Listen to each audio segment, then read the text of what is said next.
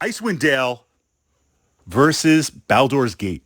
That's what we're going to explore in this vlog, as always, without any spoilers, because there is a good chance that if you're playing Icewind Dale, you have or will play Baldur's Gate. And likewise, if you're making your way through BG, you're going to play Icewind Dale. They share the same location, Advanced Dungeons and Dragons setting. They share the same rule set, and they share the same character classes to play. So from that perspective, it's just kind of a natural crossover. Now, of course, the stories are different. There's primary quests, there's side quests, there's places just to explore. But from that perspective, the two games do play very differently. And as a result, the replayability of both are very interesting because while they share the same character classes, same abilities, playing first character class that comes to mind, we were talking about the Dragon Disciple, plays vastly different in Icewind Dale versus Baldur's Gate.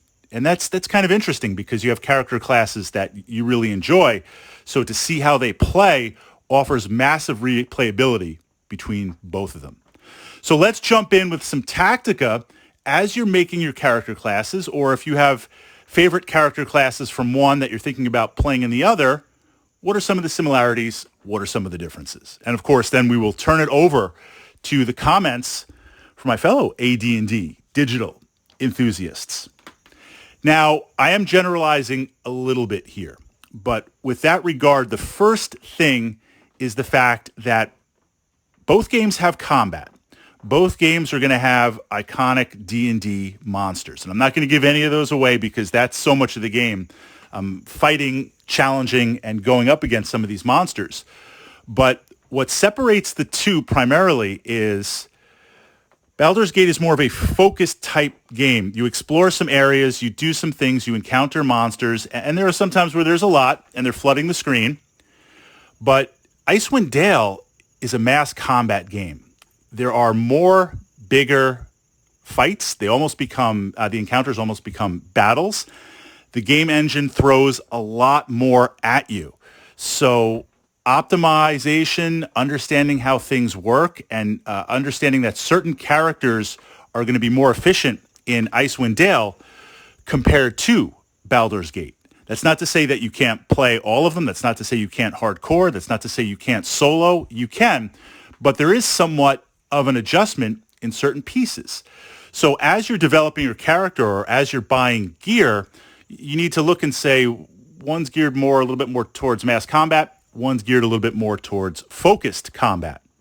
Now, in terms of the story, both have a story, both play out, both have side quests, both have different things to explore. But the game as written, there's some ways around both. Baldur's Gate, you have your primary character, your primary toon, which is you, and then you recruit NPCs. And you can add, you can drop off, there's stories, there's quests, there's interactions. The NPCs, that is your party. As they level up, you can sometimes dual class, you can choose different things, you can allocate skill points, you can have the system do it for you. But those are the character classes that you are locked into playing. So this leads to party development on the BG side where the primary character that you're playing, your primary toon, do you take one that there's overlap of other party members? Do you take something that is not overlapped? Perfect example, before the recent update, although it's not so recent now, there was not a primary monk character. So if your main toon played a monk, you knew there was no overlap. Well, now if you play a monk, there's an NPC monk who has some great gear and some fun quests. You might want to take them in the party. Do you need two monks? That's kind of the crossover question. You jump over to Icewind Dale, you have full party control. First time I played Icewind Dale, I didn't read anything. It's Advanced Dungeons and Dragons. Come on, I jump right in, right?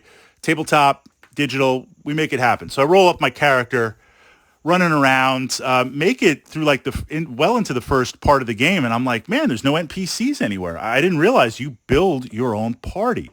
That is really interesting because now you have full control not only of leveling up, but full control of the type of party that you want to build. This leads to some interesting class decisions, some interesting synergies, and again, giving you the control to adapt for more of a mass combat type game.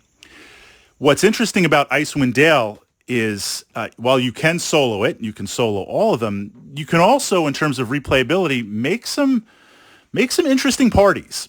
And two parties that I've played an all mage party, an all magic party, all various wizards and mages and all various sorcerers. Really weak in the beginning, interesting mid, very interesting at the end without giving away any spoilers. I've made an all kind of rogue / thief type party. There's a lot of different things that you can play and experiment with because you have full control over it. But again, the gear is mainly to focus on full combat, mass combat, a little less role play as opposed to Baldur's Gate. Beyond that, and beyond the story itself, again, they share the same engine. They share the same characters. There are the magic items in the format. While it's different, it's familiar. There's rings, there's wands, there's weapons, there's armor, there's cloaks, there's scrolls, there's potions.